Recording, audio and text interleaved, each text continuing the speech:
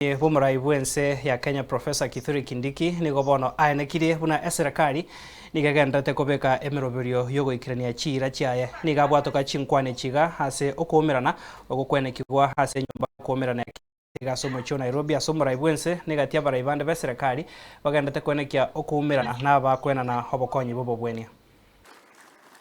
We are looking at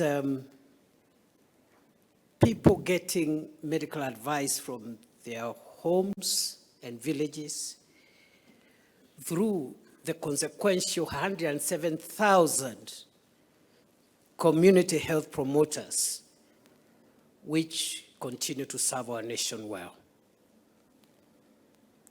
I've just been with you as you went through what this administration is doing around medical equipment under the National Equipment Support Program, and also the consequences of the laws that our parliament has put in place.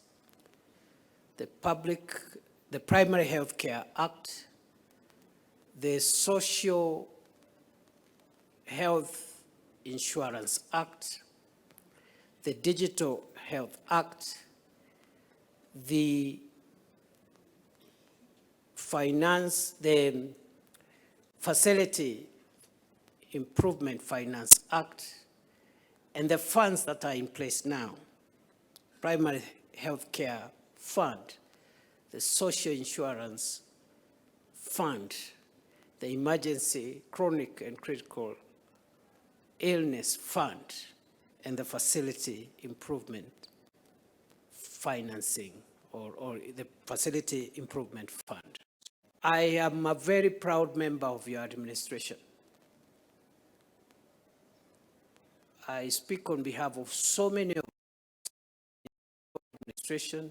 I speak on behalf of many Kenyans who believe in your leadership, that we are looking at a very, very critical transformation of our country. And we can look at the people of Kenya in the eye and tell them, this government has lived to its promise and commitment to pull the people of Kenya from disease